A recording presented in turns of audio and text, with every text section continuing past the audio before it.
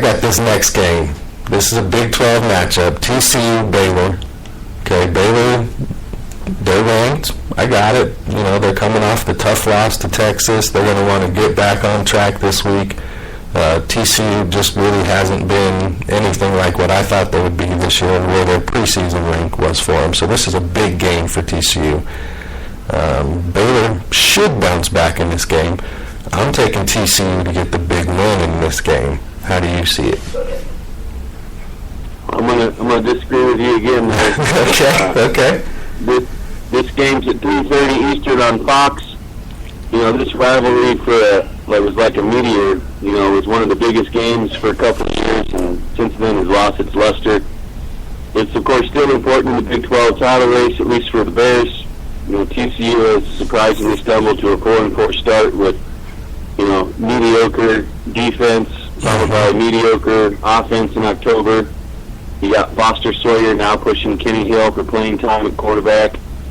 And TCU's only win last month came by 1 point against Kansas, and they lost. And last week they lost in overtime to Texas Tech, despite holding the Red Raiders to only 27 points. Baylor's still trying to recover from a frustrating loss as it began the difficult part of that backloaded schedule with a 35-34 loss to Texas, in which its run defense was somehow bulldozed by the Longhorns. Completely. Bears have struggled in the passing game. They'll be dependent on Shock Winwood and Terrence Williams to lead the way in what could be a must-win to keep Big 12 title hopes alive. I don't think TCU is able to keep it close. I like Baylor. DC3PO also has Baylor with an 83.8% win probability, 33-20 over TCU. Nice. So, you know, I am going a little bit with the upset week. Every now and then I gotta go with the underdogs. So that's why the biggest reason I'm taking TCU. I'm hoping that they... You know, that's a big reach for a team that barely beat Kansas. You got me there. I mean, I can't argue that at all. I'm just hoping that... Don't put your mortgage on it. Yeah, definitely don't put your mortgage on it. But I'd like to see the Horned Frogs get at least one good win out of the season. And what a better place than when you're facing your rival in Baylor. All right, this is an ACC matchup. You got NC State, who, you know, they play tough games this year. You got Florida State doing kind of Florida State things. It's a little bit of a down year for Florida State. Dalvin Cook's approaching the school's rushing record for career rushing yards, and I can't really see how this game's going to go. I'm taking Florida State in a close one. Is this one going to be close? Do we have a chance for a blowout? I mean, what do you see here? Well, this game's at 7 o'clock tonight Eastern on ESPNU, and Raleigh has not really been kind to Florida State. Right. The Seminoles lost 17-16 while ranked number 3 in 2012. 2014, they got a scare from the game of Jacoby Brissett's life, escaping with 56-41 after trailing early. This year, they got to go on the road after a disheartening close loss to Clemson that dropped them to 5-3 overall, 2-3 in the ACC, in a season in which they had national championship hopes. It's easy to see the trap potential here. You know, NC State's season is also in danger of spiraling out of control after missing a field goal that would have upset Clemson. Wolfpack got blown out by Louisville, and they lost to Boston College. So with games against Florida State, Syracuse, Miami, and North Carolina left, there's really no guarantee that Dave Doran, who is 7-21 in ACC play, will get the Wolfpack to a bowl game despite the 4-1 start. I do think it's going to be relatively close. DC3PO gives Florida State a 63.3% win probability. Florida State 29, NC State 24. Yeah, that's what I'm looking at. I'm looking maybe a little closer than that. I'm looking maybe 27-24, but definitely going to be a close, good game, I think. I agree with you on that one. All right, so we're looking at, we're 2-2 right now as far as agreeing and disagreeing. Let's move on to this next one. I'm pretty sure we're going to agree on this one, at least from the fan side. We got the biggest game of the weekend, Alabama, LSU. LSU's rolling right now. Alabama is obviously Alabama. Are we in store for another classic smash mouth contest where, of course, the Tigers come out on top? Well, here's interesting stat. In the last 5 times that Alabama and LSU have played, it's the score for and against is 103 to 103. Wow. And the last 2 times that Alabama had to come to LSU, it clearly had to come on the last drives of the game where, it was heartbreaking. This is the reason, all the way back to 2011, this is the entire reason in the national championship game for the rematch, where LSU couldn't even get past the 50-yard line. That's been the problem with Les Miles ever since then. Mm-hmm. His offense was ridiculous in that game. The offense has been stagnant to where it's almost like Alabama didn't have to do anything to prepare any different because they already knew what was coming. It's 5 times in a row Alabama has inflicted repetitive anguish upon LSU. Their dominance is there for everybody to see. But what breaks it down and what the difference is there is no other team that has as much talent that Alabama has than LSU. So it comes down to coaching. Right. And if you've watched as much as I have, you've seen that what Alabama really likes to do and what they have been able to do on a regular basis is just gut the Tigers up the middle running the ball. That's where they've always liked to attack. That's what they're going to do anyway. So it's really incumbent upon the linebackers and Jamal Adams at safety to be able to make sure that doesn't happen anymore. And so what it really is going to break down to is it's going to come down to the strength of Alabama, which is the defensive line, and LSU's offensive line. And from there, it's going to be incumbent upon Danny Etling to make these short to medium throws for LSU to have any chance against Alabama. And if you've noticed in the last 5 years, LSU has not been able to do anything in the passing game. Right. But what you've been able to see, especially against a very good pass defense in Missouri, a very good offense in Ole Miss, that you've seen that LSU has that ability to stop Alabama. And if they keep Jalen Hurts in the pocket, because he is, as Ed Ogeron said, he is a running back that can throw. He is not a quarterback.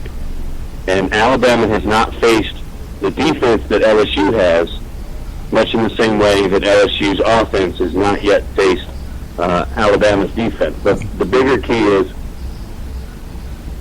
Leonard Fournette. When you looked at last year at Tuscaloosa, the primary fullback, J.D. Moore, who's a beast, watch for him when he's out there on the field. He was hurt last year, and they had a backup fullback who wasn't used to being a fullback, etc. Since Fournette's been out, they've got that fullback play in there, so even if they can just rotate him out, the key is going to be from that standpoint is that Leonard Fournette needs to get to 130 yards rushing, and when LSU has done that against Alabama, they have won. It's a tall task. There's a lot of intangibles that give LSU the edge. Alabama is the better team.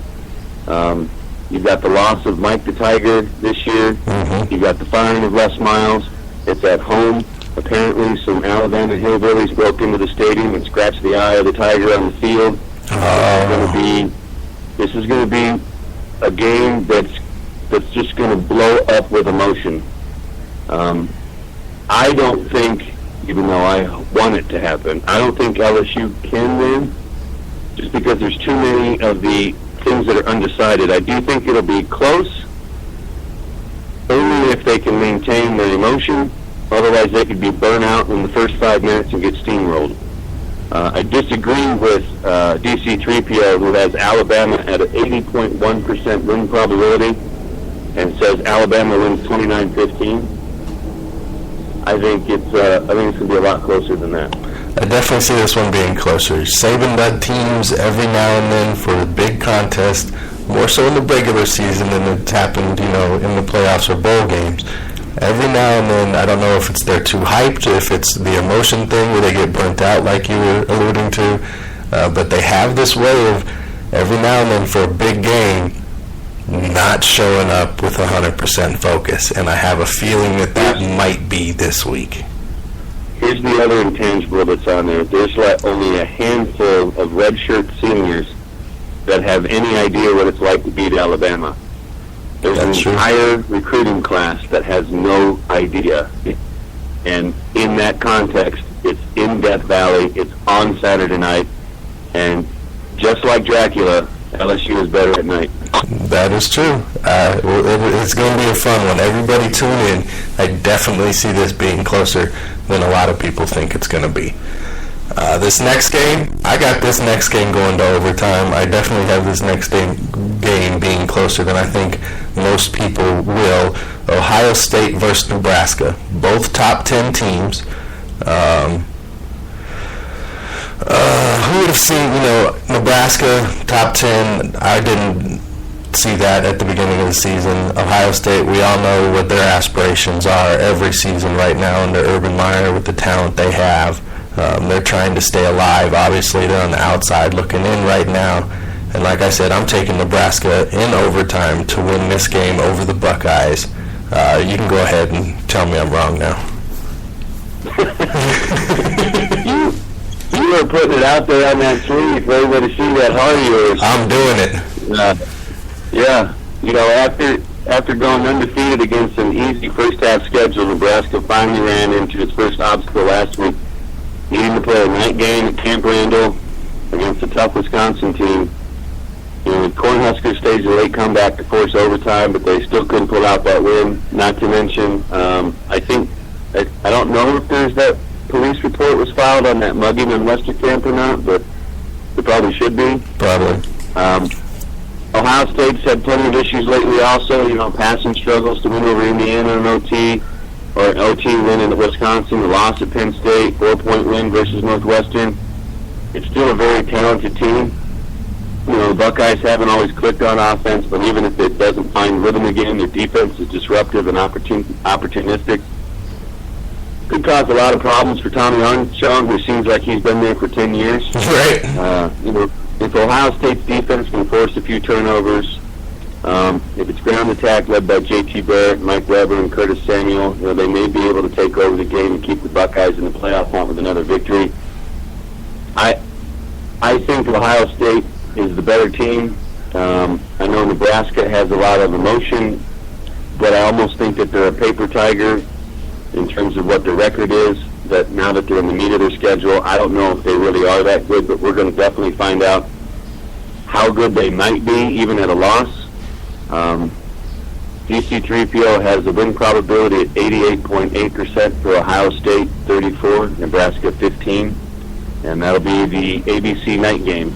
All right, it's the week of the underdog for me. I'm taking the big no shots this week is who I will be going with, apparently, and I'm okay with that. Yeah, you might want to put those all in the teaser and get an extra 7 points. There you go. At the end of the week, if I turn out to be right half of them, I'm good to go. All right, last thing before we get out of here, college football playoff rankings come out this week. Everybody's shouting and screaming. Clemson jumps to number 2, but the big story, Texas A&M somehow with the one loss manages to jump Washington and get into that 4th spot. Now it's early, there's a lot of football to be played, but how did Texas A&M manage to get in the top 4? What are your thoughts on that? Well, there's a lot of thoughts, and I don't necessarily disagree with the A&M. I've got greater outrage for another team that's a little bit further down. I think the committee messed up in this scenario only, is that how simple is it to just make the 4 undefeated teams the top 4 and let the season play out? Mm-hmm. So there isn't any drama. So the only drama would be after the top 4, right? Mm-hmm. That's a surprise for A&M, with a 7-1 record. The committee chairman, Kirby Hocutt, cited the strength of schedule as the reason, and in that case, it's not too hard to see why. The Aggies only lost to Alabama. They won at number 9, Auburn, even if Auburn certainly didn't look like the 9th best team at the time. And they also have wins over Tennessee, Arkansas, and UCLA, even though UCLA doesn't look like a value